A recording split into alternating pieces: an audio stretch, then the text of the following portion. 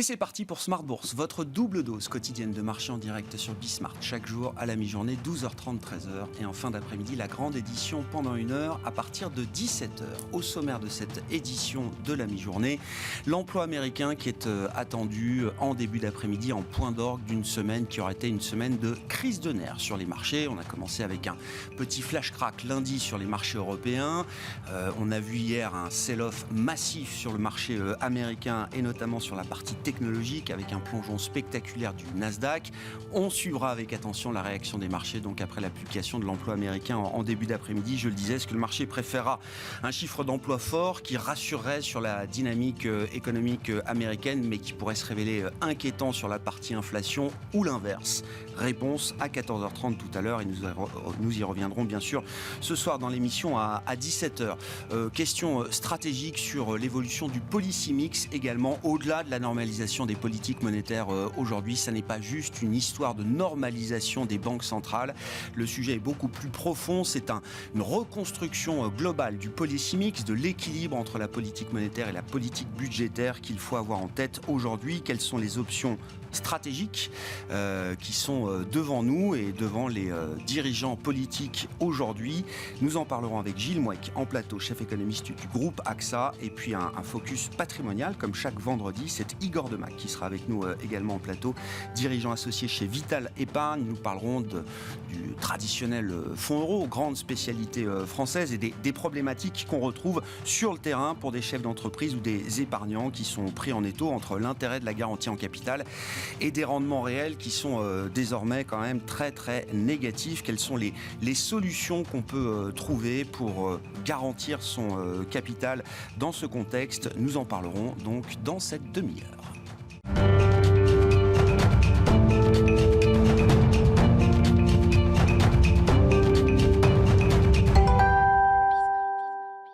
Et une ambiance de marché évidemment très nerveuse en cette fin de semaine. Les infos clés du jour à mi-séance avec Alix Nguyen. L'indice parisien se part de rouge à la mi-journée au lendemain d'une séance difficile à Wall Street. Hier, la place new-yorkaise a enregistré la 3e perte de points la plus importante de son histoire. Après les 2 séances plombées des 12 et 16 mars 2020, le Nasdaq a dévissé de près de 5%, le Dow Jones de plus de 3% et le S&P 500 de 3,5%. Après l'enthousiasme de mercredi lié aux commentaires rassurants du président de la Fed, le marché s'inquiète désormais des perspectives économiques qui s'assombrissent. L'euphorie a donc laissé place à un sell-off aux États-Unis et en Asie. La stratégie des banques centrales afin de contrer l'inflation semble parasiter toute forme d'emprunt. Pour rappel, hier, la Banque d'Angleterre annonçait désormais anticiper au Royaume-Uni une année 2023 de récession. Aujourd'hui, le rapport sur l'emploi américain d'avril pourrait apporter un éclairage supplémentaire quant à la santé de l'économie américaine. On remarque qu'à Paris et à Londres, les principales valeurs du secteur du luxe sont en recul. À Paris, Hermès, Kering et LVMH sont dans le rouge et entraînent l'ensemble du CAC. Le titre Airbus continue de grimper. Pour rappel, l'avionneur a plus que triplé son bénéfice trimestriel sur 1 an et affiché de grandes ambitions de production, notamment sur sa gamme A320. L'action de l'assureur AXA est en nette baisse. Au premier trimestre, l'assureur a réalisé un chiffre d'affaires en hausse à 31,3 milliards d'euros, une hausse qui apparaît cependant inférieure aux attentes. L'action JCDecaux est mise à mal. Si le groupe a dépassé son objectif pour le premier trimestre, il fait face au confinement à répétition en Chine et annonce s'attendre à un ralentissement sur le reste de l'exercice. Et puis, fraîchement entrée en bourse, la filiale de Sanofi, EuroAPI, progresse. Tendance, mon ami, 2 fois par jour, les infos clés de marché à 12h30 et 17h avec Alix Nguyen dans Smart Bourse sur Bismart.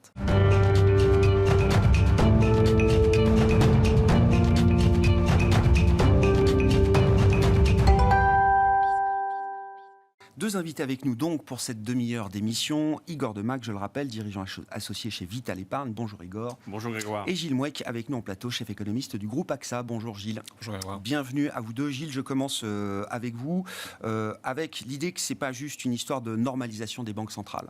C'est le sujet du moment évidemment, mais si on prend un peu de hauteur de vue, et c'est le cas avec le papier que vous avez écrit cette semaine, Gilles, c'est tout le policy mix qui est en train de changer avec la disparition du levier monétaire qui a créé quand même beaucoup de confort ces dernières années pour la partie budgétaire notamment. La question étant, quelles sont les options qui vont permettre de compenser ce vide abyssal laissé par les banques centrales, sans doute pour longtemps? Oui, parce qu'on peut dire qu'on sort de la pandémie avec ce qui a été peut-être la Rolls-Royce du policy mix, avec une politique budgétaire qui était extraordinairement accommodante, qui a permis d'éviter en fait que ce qui était au départ un choc d'offre, la pandémie, l'absence de production se transforme en choc de demande, donc remplacement total des revenus qui avaient été perdus.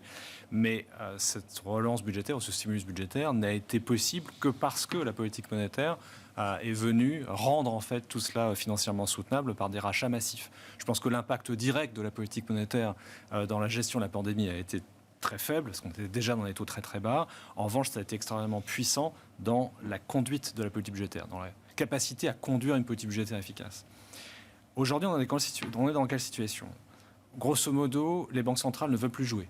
Elles ne veulent plus jouer parce que, et ça c'est la grande différence par rapport à la pandémie et même par rapport à la grande crise financière de 2008-2009, c'est qu'il y a un conflit d'objectifs. Parce que l'inflation est là. Alors on peut disserter à longueur de temps sur son caractère transitoire ou pas, mais en tout cas pour l'instant on a un choc inflationniste et donc des banques centrales qui ne veulent plus jouer. Et donc on a une politique budgétaire qui, elle, continue à faire l'objet d'une demande sociale qui est presque infinie. Demande sociale de protection contre tous les risques cycliques habituels, la moindre réduction du rythme de croissance, à les questions sociales de long terme, le vieillissement démographique, et puis l'éruption également de la nécessité de lutter contre le réchauffement climatique. Donc tout ça crée une pression, une demande d'action sur le budgétaire qui est très fort, avec en face des banques centrales qui ne veulent plus jouer. Ouais. Comment on compense justement ce vide laissé par les banques centrales et on comprend que c'est à la partie budgétaire, fiscale et même l'action publique dans son ensemble de prendre ses responsabilités.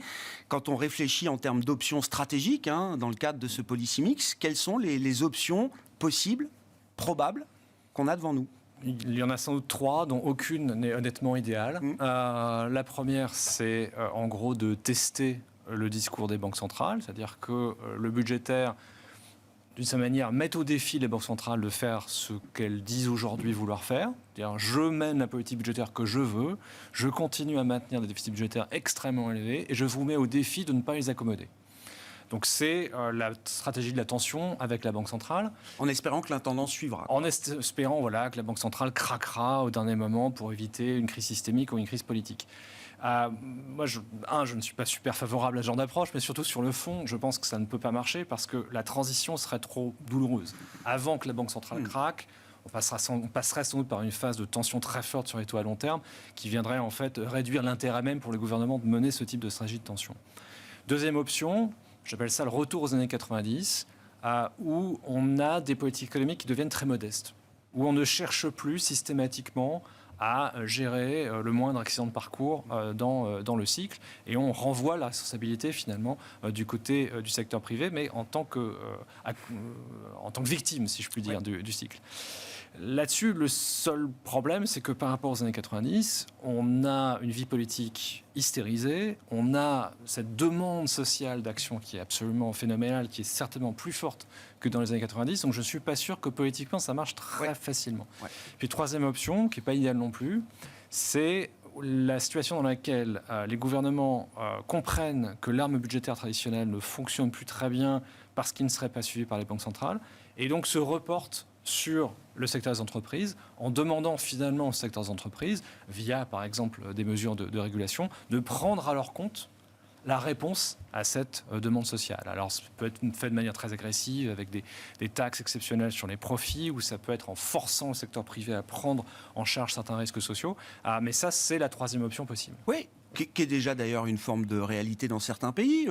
En Italie, Mario Draghi, je crois, est allé justement chercher l'argent là où il était, dans les profits ou les super profits de certaines entreprises italiennes, par exemple. L'Espagne a cette volonté également.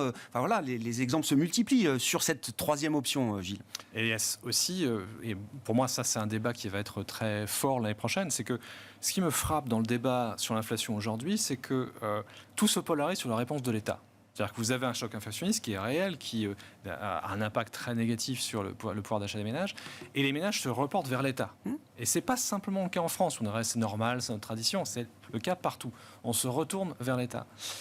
L'État peut à un moment décider que lui aussi n'a plus envie de jouer, parce qu'il met en fait à mal sa propre crédibilité et se retourne vers le secteur des entreprises avec, eh bien, accommodez-le par une augmentation des salaires. Et c'est là où la spirale prix-salaire peut commencer à se mettre en place.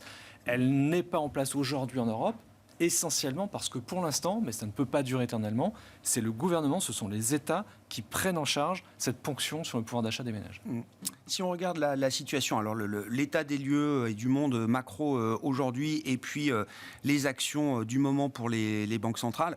Bon, alors évidemment, il y a eu Jérôme Powell, la Fed cette semaine, c'était le grand moment attendu, mais la vraie nouvelle de la semaine, elle est quand même portée par la Banque d'Angleterre, qui décrit une situation alors effrayante, peut-être exacerbée du fait de certaines spécificités britanniques, mais quand même, 10% d'inflation en fin d'année au Royaume-Uni et 2 années de croissance zéro à suivre.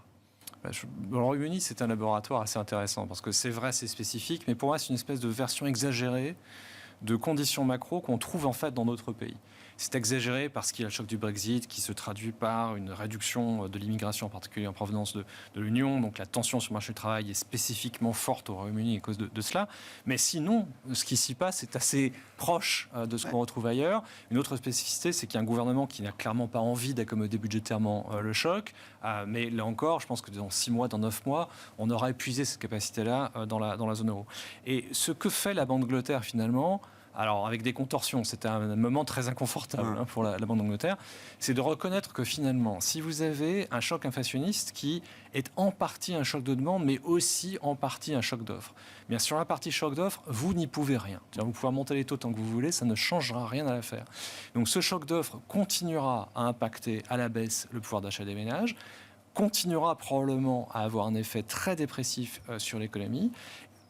Et s'ajoutera à cela le fait qu'il y a une composante demande excessive au Royaume-Uni, qui oblige la Banque d'Angleterre à répondre par une augmentation des taux et qui se traduira par un effet négatif, en particulier via l'immobilier.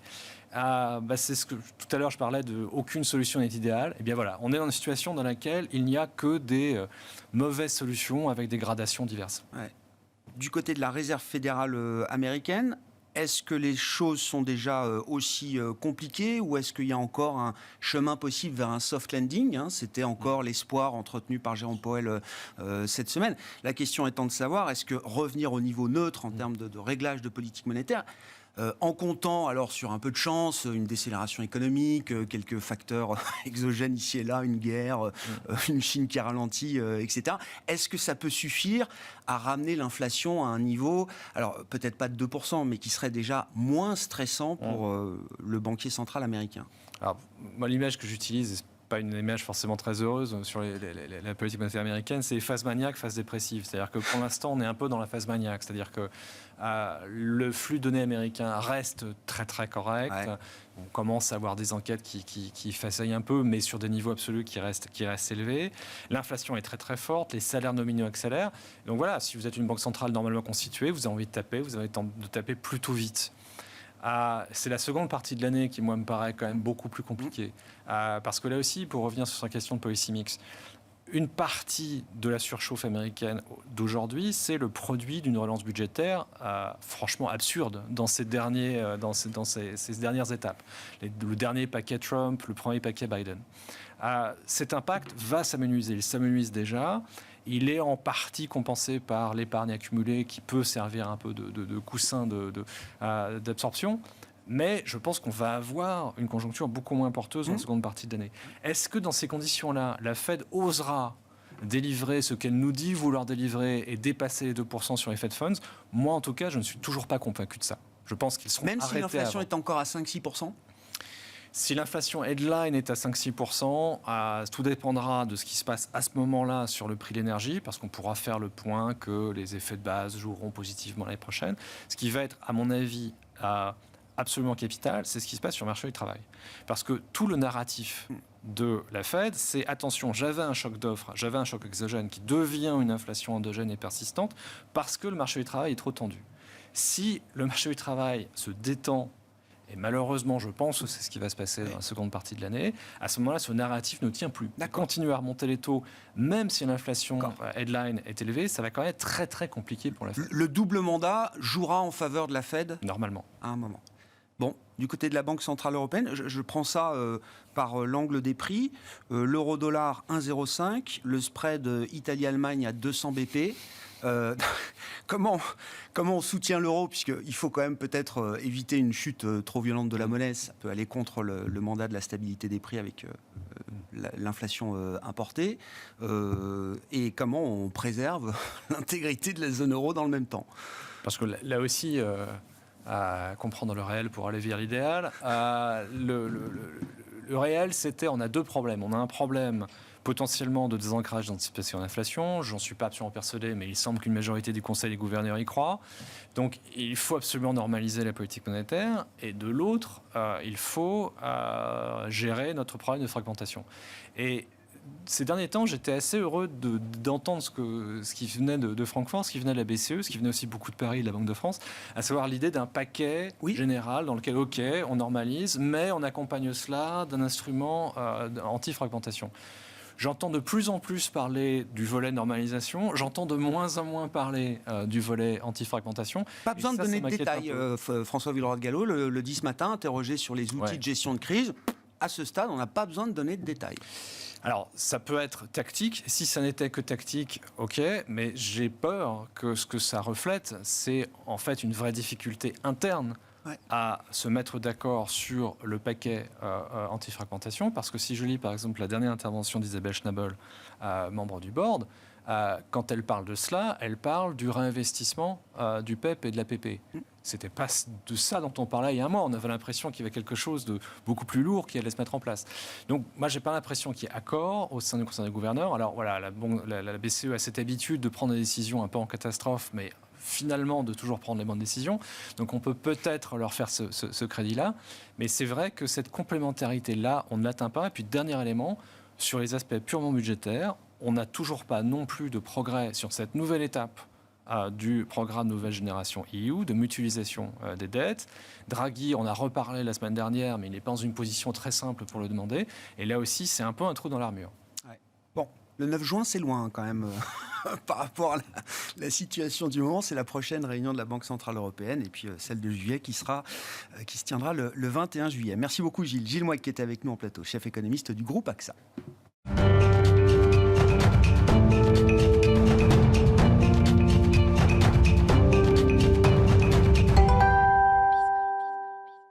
Le sujet infini du fonds euro avec Igor Demac, je le rappelle, en plateau, dirigeant associé chez Vital Épargne.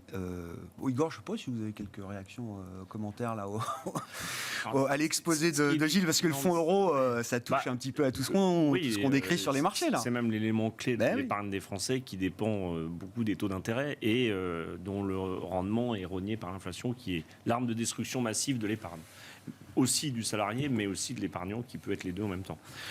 La difficulté, c'est qu'on a deux phénomènes et deux événements, c'est-à-dire la guerre en Ukraine et le confinement à Shanghai et en Chine en général, qui bloquent absolument toute relance économique. Et malgré les soutiens budgétaires, il y en a de moins en moins, comme ça a été dit, la machine économique est à zéro ou à zéro moins. Donc c'est une configuration qui est très mauvaise, pas de croissance, de l'inflation.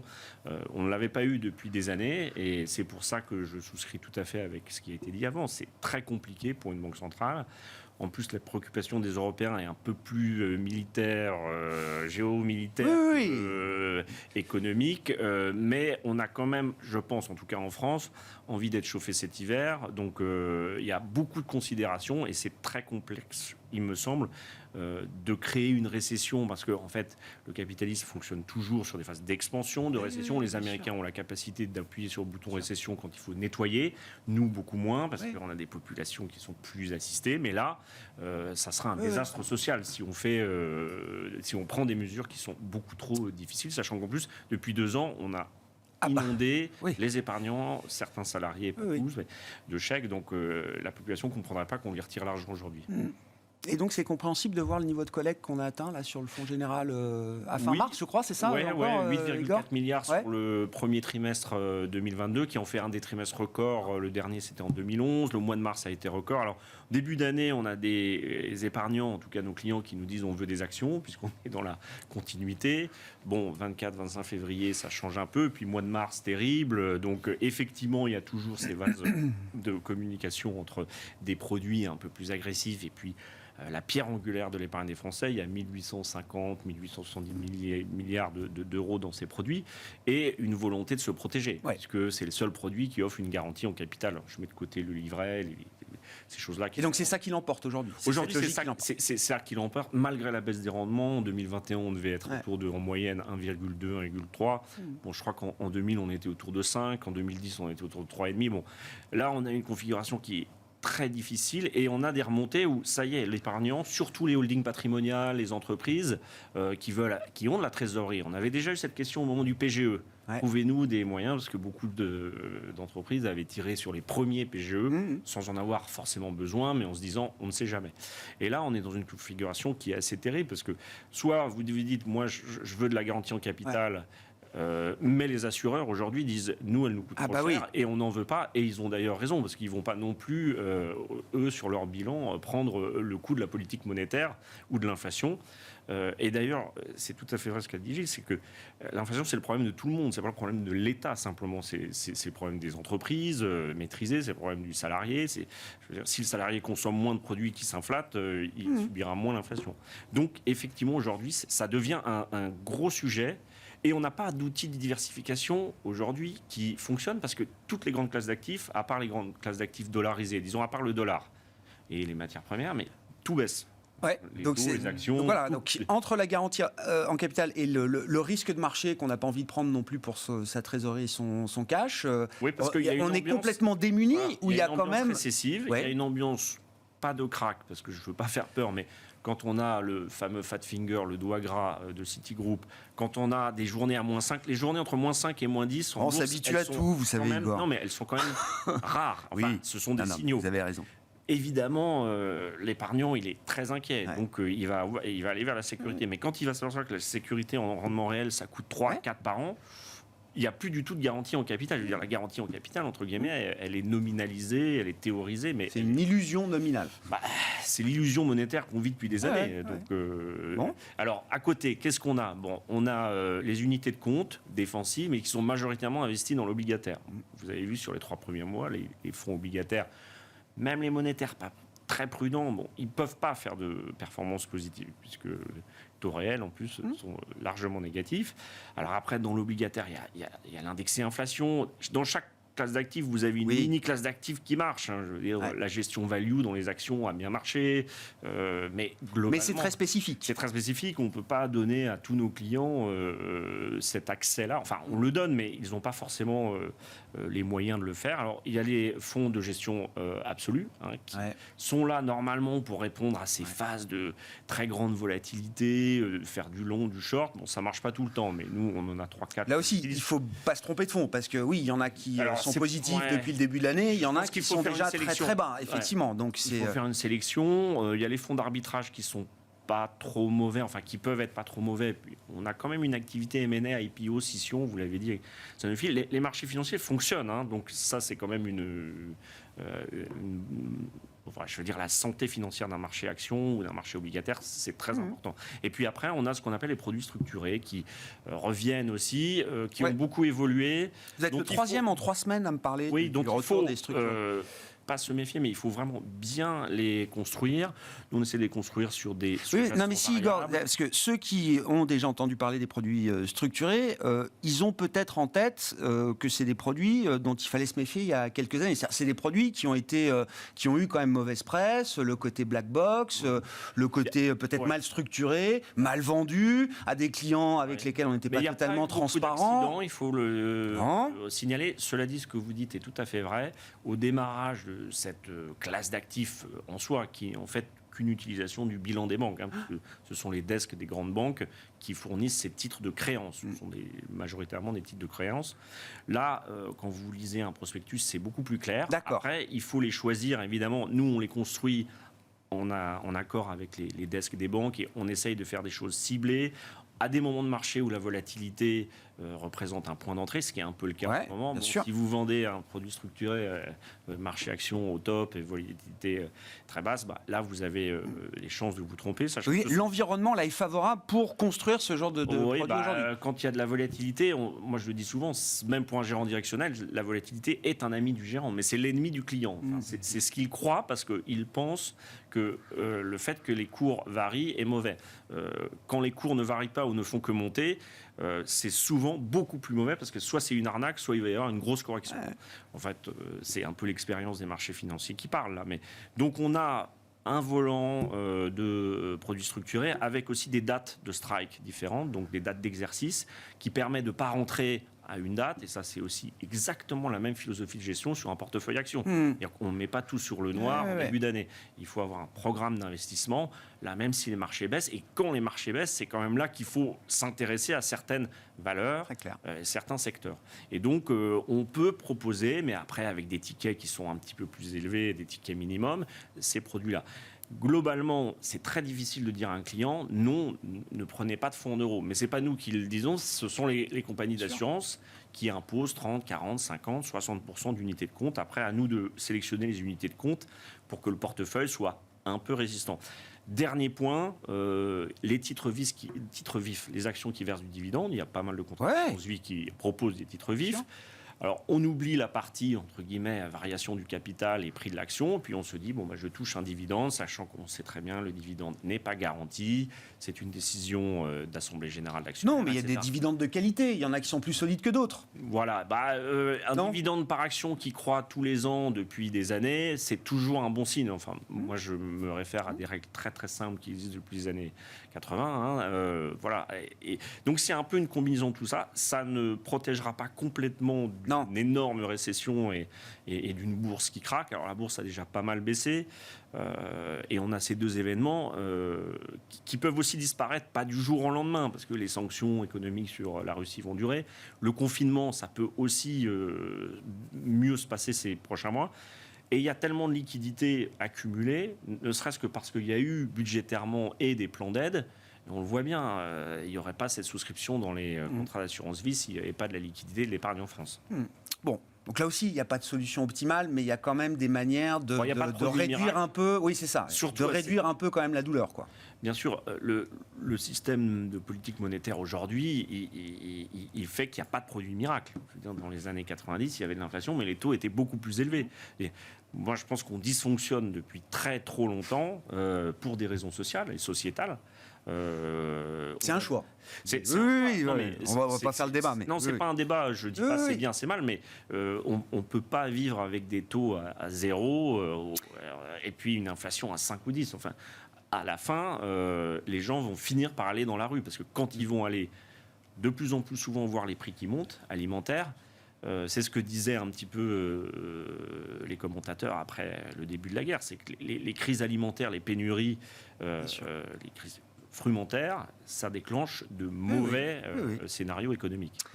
Merci beaucoup, merci à vous deux, messieurs, d'avoir été avec nous en plateau. Igor Demac, dirigeant associé de Vital Épargne, et Gilles Mouek, chef économiste du groupe AXA. On se retrouve à 17h en direct pour une nouvelle heure d'émission sur Bismart.